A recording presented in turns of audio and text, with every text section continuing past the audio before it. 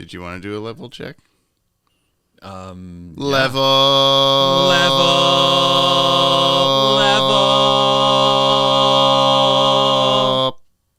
Up. Welcome back, everybody. It's been a month for us. It's been a week for you.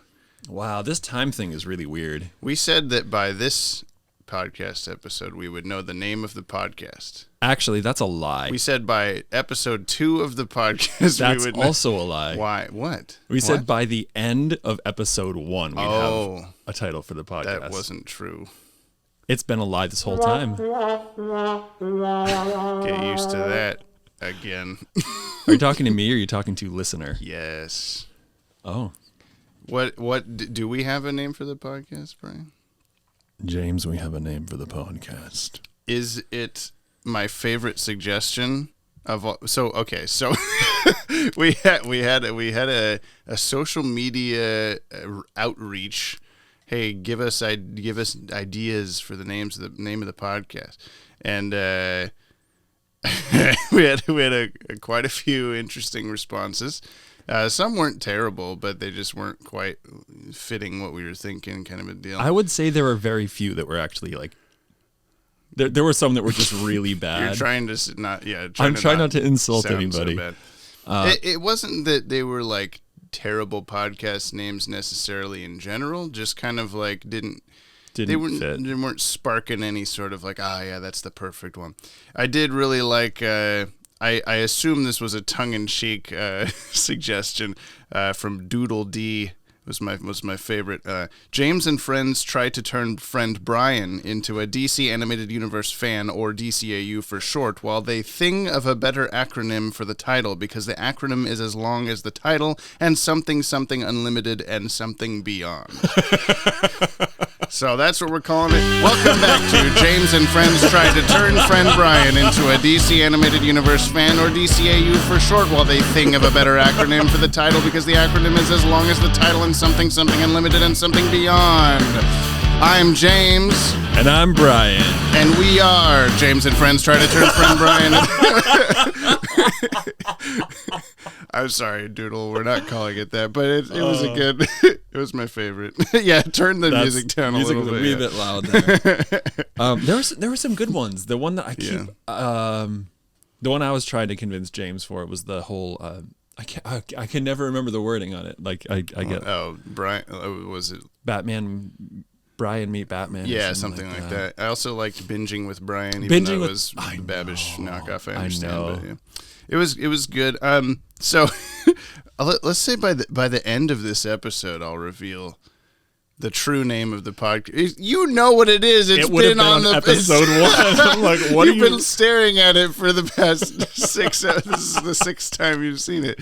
I don't know, but maybe we should stick with it. We'll have a great reveal at the end of the episode anyway, despite the fact that people should. I wish I had a drum roll on. That's the closest thing. I'll just keep as a drum roll. Wow. But yeah, so we're watching more Batman. We're going to be on Batman for the next 7 years, a year and a half or something like that. Yeah. 7 years, year and a half, same thing.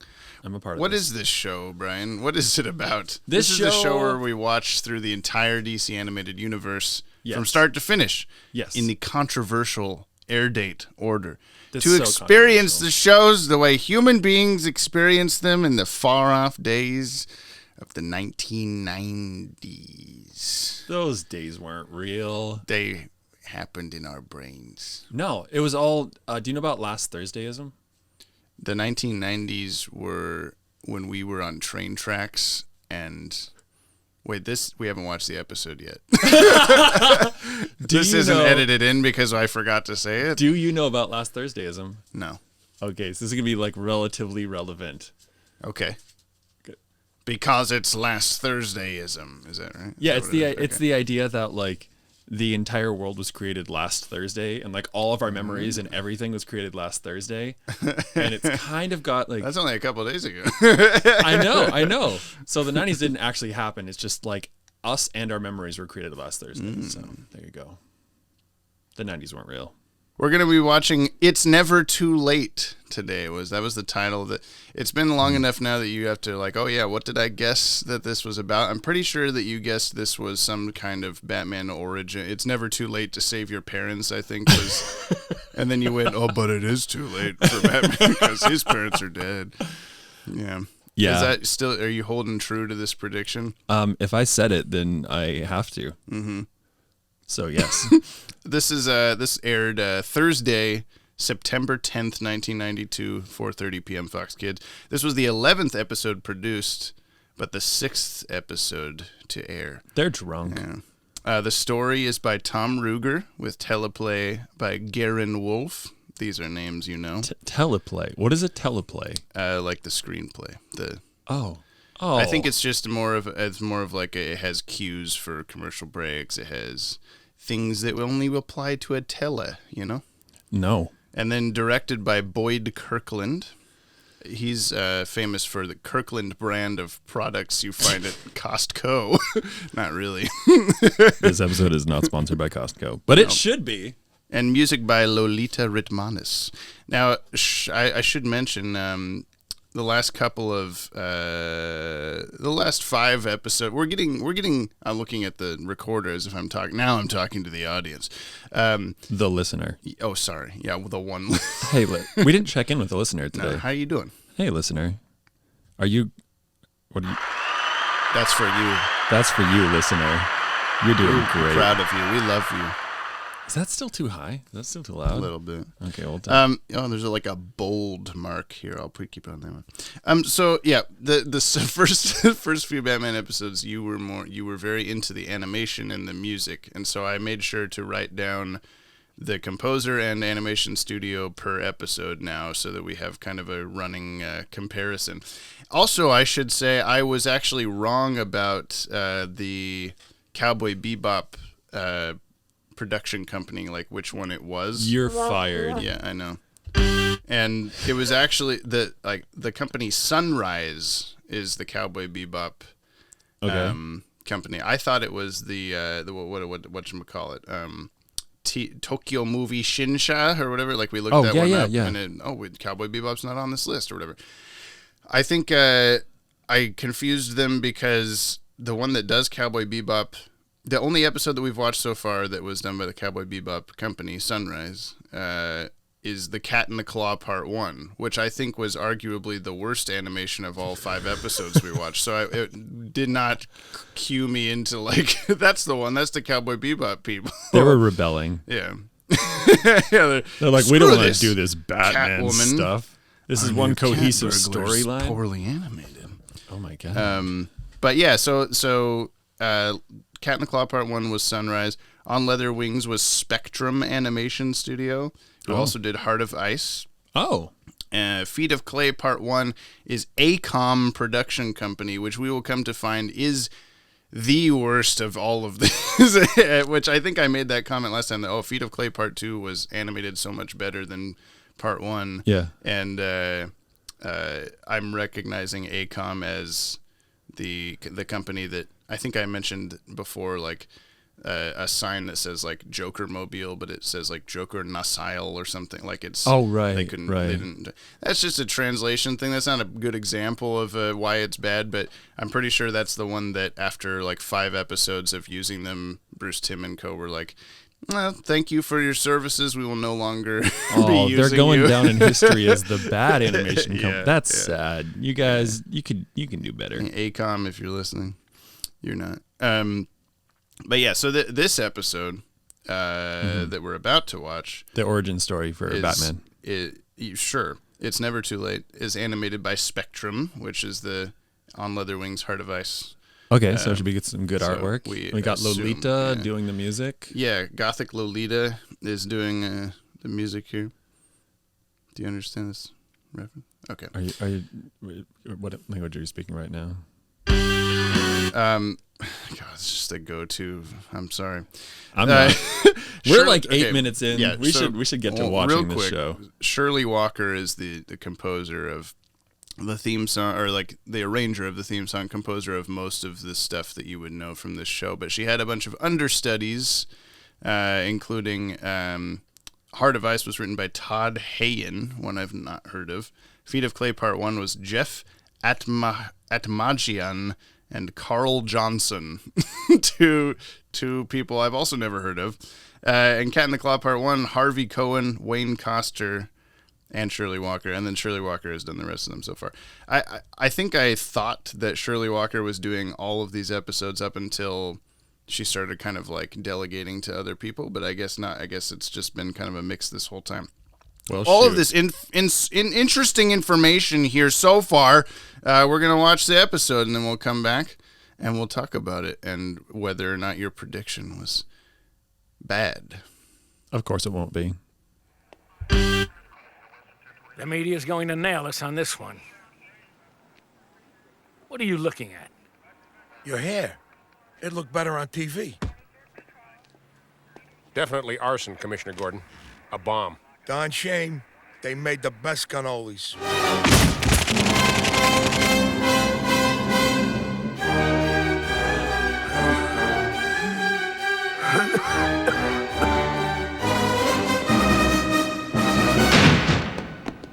Huh?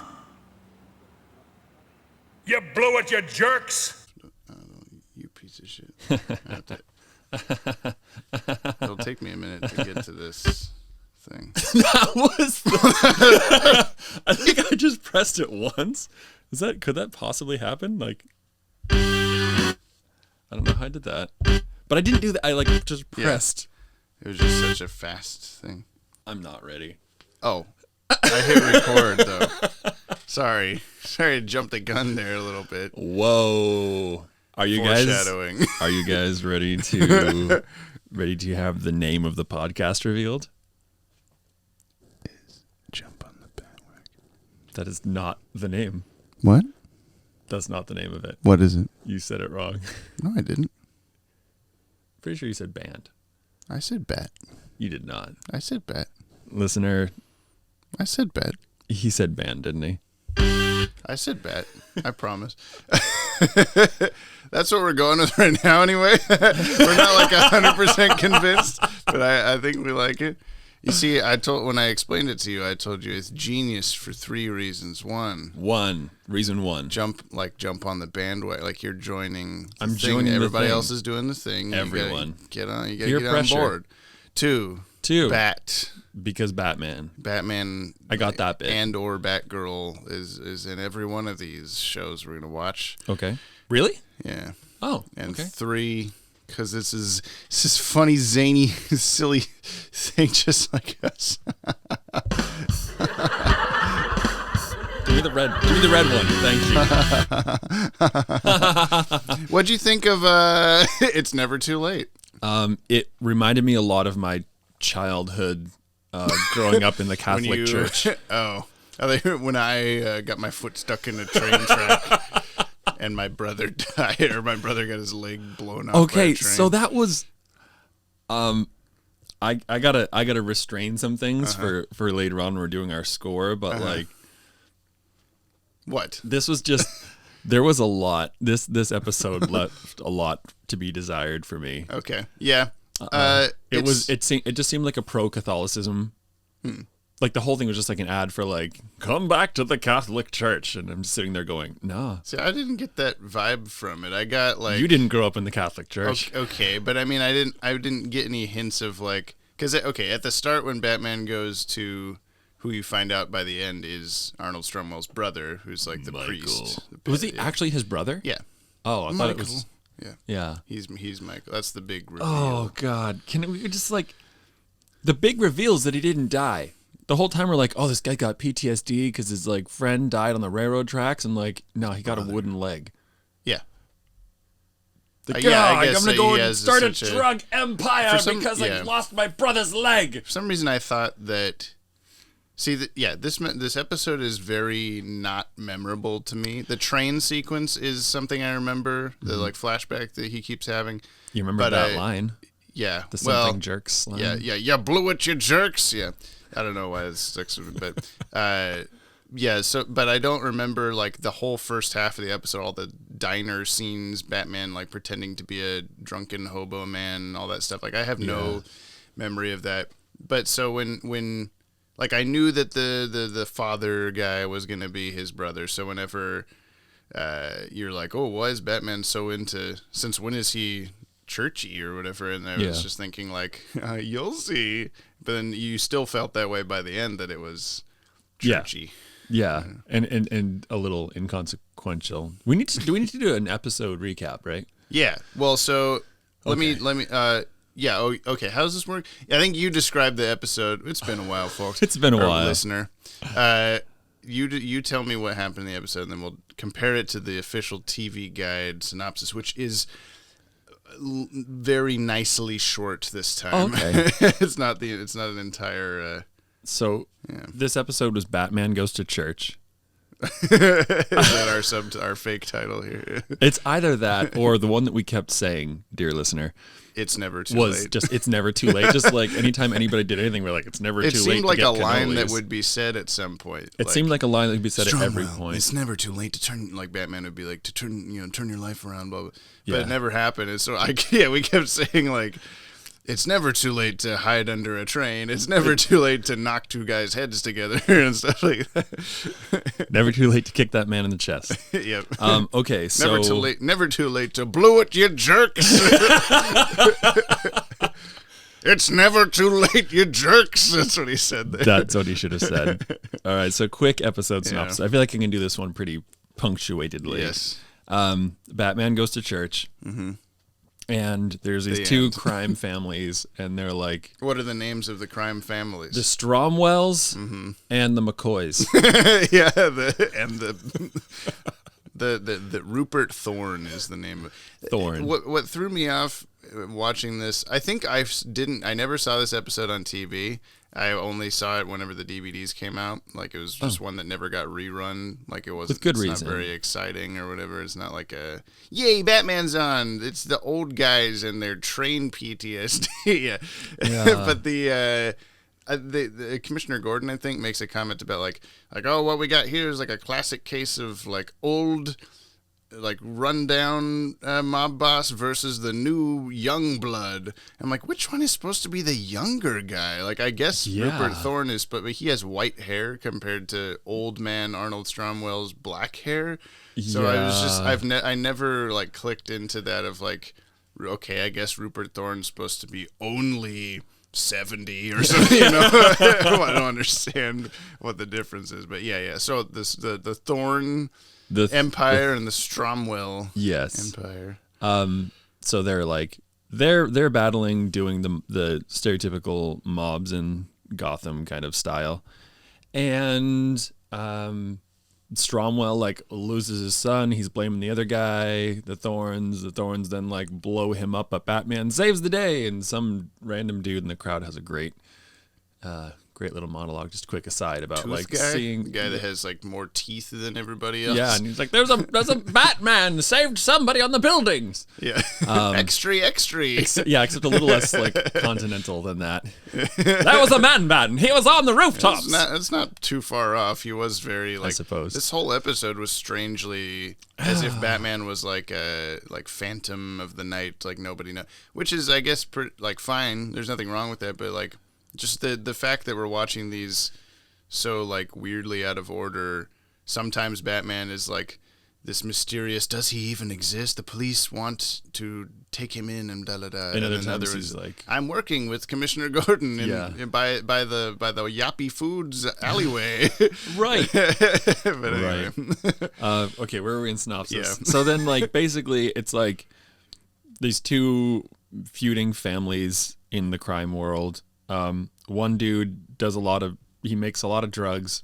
I'm glad you remembered to turn the fan off. I remember to turn the fan off. Yeah. We're learning. This is only episode 6. So it's the feuding crime families, and one of the dudes, the Stromwell, like makes a lot of drugs. And Batman keeps trying to get him to go to church, and the Stromwell guy, that is. And I mean, it's kind of hard to like say what's going on. Like, the dude loses his son. He blames the other guy, the Thorns. The Thorns did not take his son. His son has been addicted to the drugs that Stromwell was producing. Rupert has been a thorn in Stromwell's sign. Take that. And then it turns out that one was Brian. That's a lie, listener. Yeah. Okay. Okay. Anyway, wow. It's this one's kind of hard to give a synopsis. Yeah, you're like, to. oh, I'm going to do it really fast.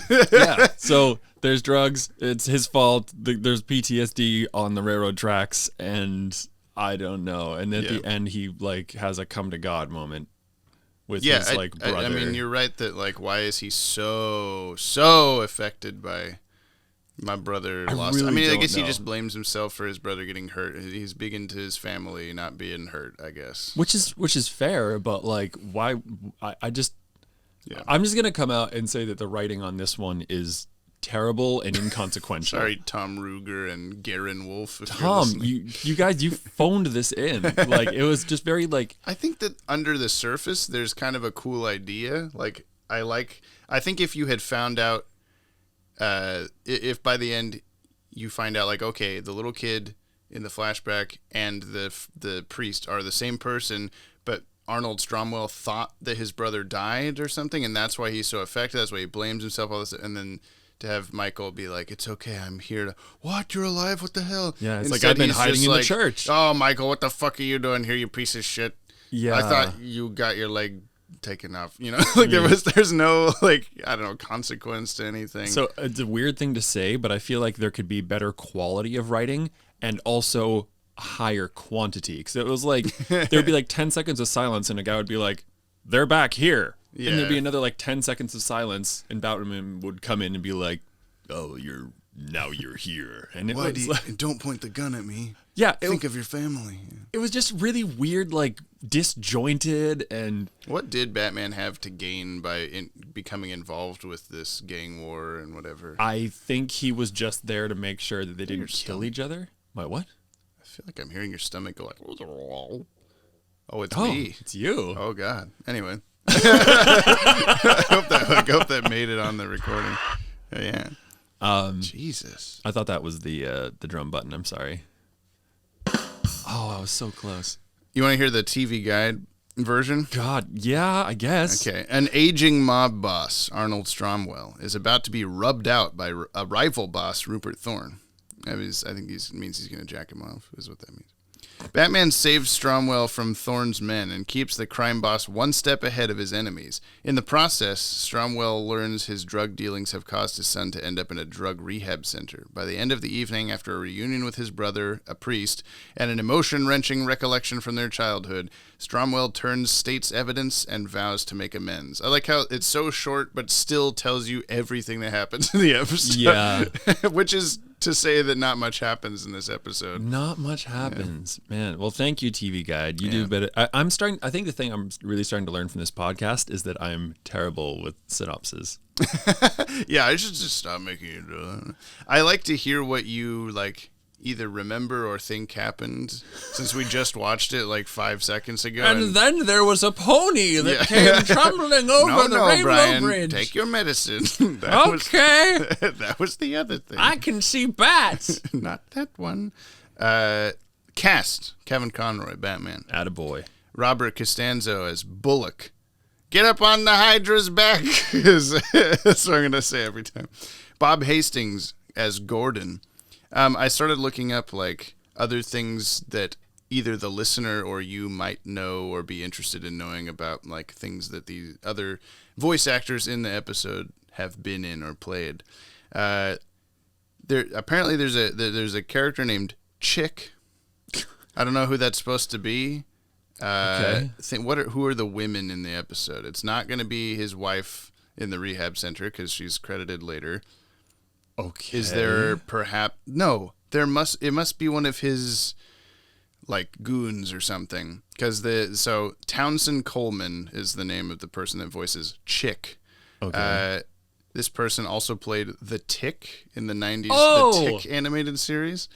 as well as Michelangelo on the 90s Teenage Mutant Ninja Turtles animated series, and then a bunch of random other voices and other like superhero stuff all over the place. Okay, that's cool. But I don't remember which character this is, so I don't think they were ever named. Bold of you to assume that Chick would be a woman, James. I'm sorry.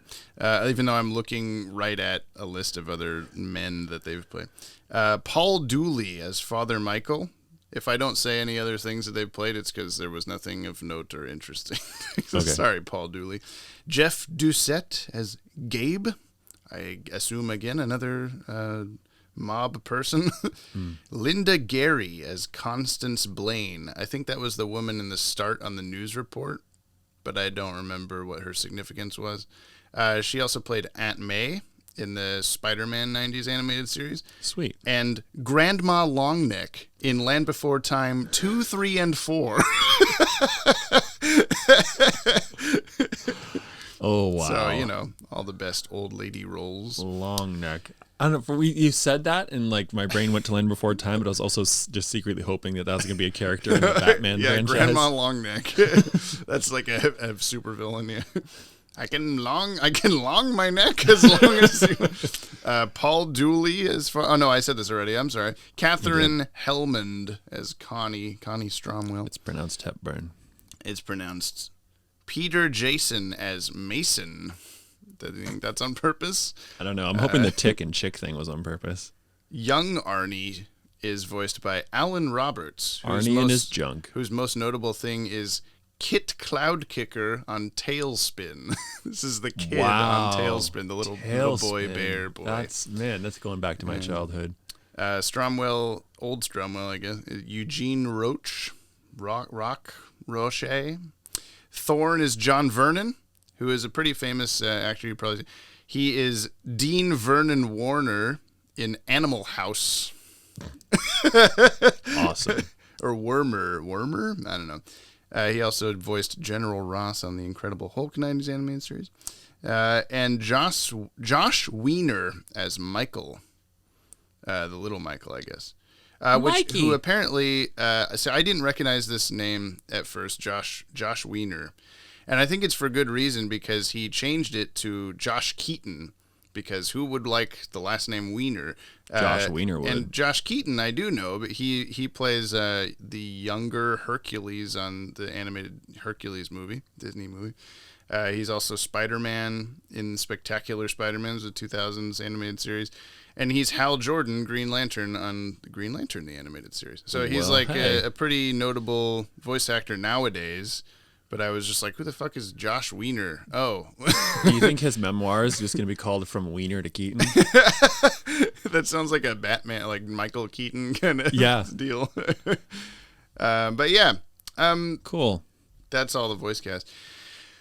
This is not a very talkable episode. There's nothing really to talk about. I mean, the animation was just fine. Nothing like stuck out as terrible.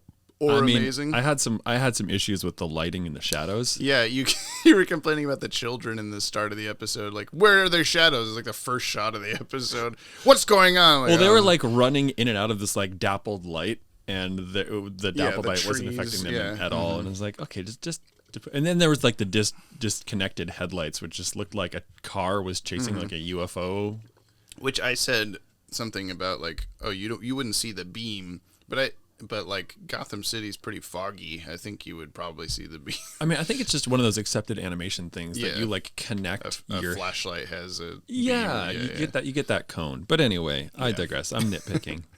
There's really, you have to focus on like tiny things in the episode to have anything to talk about. I mean, this is going to be one of those that like, if people are being selective, if we have 50 episodes out already of this podcast, someone finds it and goes like, oh, what am I going to...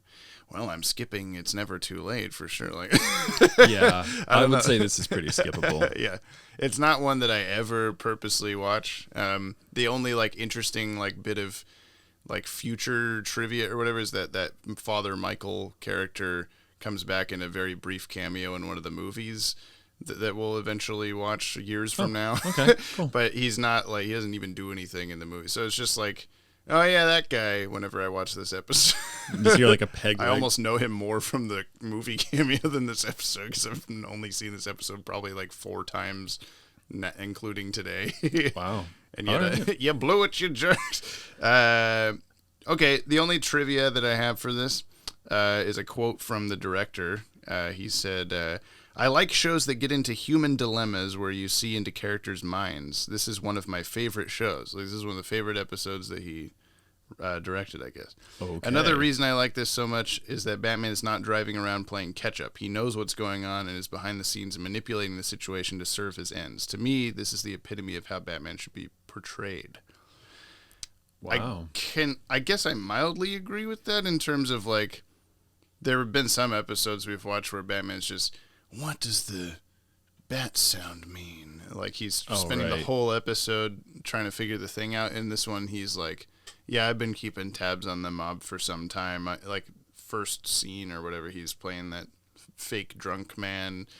Mm-hmm. He's already there. He already knows the meeting's going to go down. He's there when Stromwell's going to get blown up. Like, he's one step ahead of everybody. Which is fair cool, but it's also...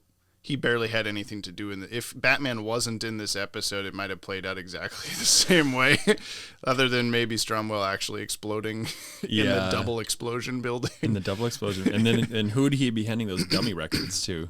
That's true. No dummy if Batman's not there. What? You have to pee? No. Yes, okay. I do. Well, I mean, we can probably wrap this up pretty quick and move on to a better episode. That sounds like a plan. The next episode that we're watching, in fact, is called Joker's Favor. Oh, this is going to be Batman's origin story. Yeah. I like when we started It's Never Too Late. You're like, damn it, this isn't Batman's origin story. This is just Train Guy's origin story. This is this guy. I don't care about this guy that you first meet in this episode. Yeah. I mean, to be fair, though, it was a slight bit of origin story. You know that he was a candy stealer, and now he's a candy I thought dealer. You meant Batman. To be fair, Batman's origin story was told in this. He's a candy stealer. Yeah. Okay, so Joker. Yeah, Joker's Favor is the title of the next episode. I mean, it'll be the first Joker episode we watch, which is pretty monumental. Are we doing a Mark Hamill thing? What does that mean? Isn't Mark Hamill the Joker? Yeah, but what's a Mark Hamill thing? What does that mean? What are you talking about? Are we playing the Mark Hamill game here? Yeah. Don't you know it? You just be Mark Hamill? Yeah, he's special guest on the next episode. You watch him be Mark Hamill. I invited him Mark to Hamill the game. podcast recording. Did you? Is he coming? No. Aww. I got a chair for him right here. His agent was like, sorry, he has literally anything else to do. But I have this chair. You do have. There's actually there's 4 of them. fidget spinners everywhere. We're in a little red wagon being pulled by Batman, constantly recording this. That's why you hear nuts hitting roofs and squeaky chairs. It's actually the wheels in the wagon. Go round and round. Oh, I'm gonna stop you right there. Yeah. What is your actual prediction for what Joker's Favor is about? Oh, I thought you were going to ask me what the prediction for this episode was, and I thought it'd be funny if I got it so right. Yeah, I just think it's going to be about Arnold Stromwell and some candy and Arnie's junk. And Rupert Thorne. My prediction for what's the Joker's Favor? Mm-hmm. I'm not going to give you any hints. The Joker's in the episode. Oh God. Okay, so not the Joker's origin story. I think the Joker it can't possibly be that. Is going to. He's probably going to pull some big, pranky out of his ass thing. Sure. Okay. He's going to pull something out of his ass. Thing. He's going to do a big scheme thing, and it's probably going to be like, Dog. Hi, dog. What's up, Rose? Hi. Pranky scheme. He's gonna do some kind of pranky scheme thing, and it's probably gonna be like one of those like double crossy kind of deals. Like everyone's gonna be like, "Oh, he's doing this big thing," but it's actually gonna be something different. Okay. So Joker's gonna do a prank on Batman, on Gotham, on Gotham. Okay. So where do you place It's Never Too Late? So far, I think I know. So far, our lists are You have number 5 on Leather Wings. We're creating a top 10 per each of us of just every DCAU episode. So once we get to 10 episodes, we're actually going to end up bumping things off the end, which might happen. No, it won't happen today. It'll happen next time, next recording session. But yeah, so your bottom pick right now on Leather Wings at number 5, Feet of Clay Part 1 at number 4, number 3, The Cat and the Claw Part 1, number 2, Feet of Clay Part 2, and number 1, Heart of Ice. That's your ranking so far. Mine's slightly different. I have Cat and the Claw Part 1 at the lowest. Feet of Clay Part 1, number 4. Number 3, Heart of Ice. Whoa, how could you possibly put that at not number 1? Number 2, Feet of Clay Part 2, and number 1, On Leather Wings. And so I think we're both putting this at number 6. Yeah. It's never too late. Probably going to only make the top 10 for a little bit of time. 4 episodes. Yeah. So I'm adding this in here. It's never late. It's never too late. And quality typing sounds, James. Thank you. Typing ASMR. It's oh my god, I'm trying to do this like at a weird angle here. It's never too late. There we go. Yeah. Is there anything else to say about this? I don't think so. I'm sorry, listener. This has not been the most exciting one. But That's next, okay. we got Mark Hamill coming on the show. It's going to be better. And thanks for listening. Really, there's not a lot that happened in this episode. There is something to be said, though. What? If you would like to send in some email or whatever to us, if you want us to read off some stuff on the show by episode 11, or email podcast@watchtowerdatabase.com. Put something in the subject line of the name of this podcast or one of our names, Brian, James, something like that, so that I know that you're talking about you're directing your email at this podcast instead of the other podcast. The other one. Yeah. We can reveal the name. I did it already. You whispered it. You got to triumphantly. Is there a reverb setting on this? I don't think so. Probably. I don't know, but I got to pee. Yeah. Wait, what is the name of the pod? Jump on the Bat-Wagon. Has been brought to you by nothing. Oh. It's never too late to end this podcast episode. Oh, shit. Thanks for listening, one person that listens to this podcast. Thank you, listener. And, oh, shit. And I'll see you in the next episode. I won't see you because it's a podcast. I'm glad that you spent a week waiting for this episode. Sorry. We're going to move on to... We have to watch all the episodes. All of them, even the bad ones. I'm not gonna just say, oh, you can skip this one. No. Because then later you won't understand the Father Michael cameo. And you won't, as Arnold Stromwell does return. All right, I'm going to go. Yeah. Bye. Okay, Brian's leaving. I'll say the last... Okay, there he goes out the door. Brian's... Oh, damn, you revealed... Okay, I'll go. There goes Brian. There he goes. I'm hitting stop. Bye. Bye, everybody. I love you. Only I love you, and Brian hates all of you. Commissioner Gordon, I have a statement to give you.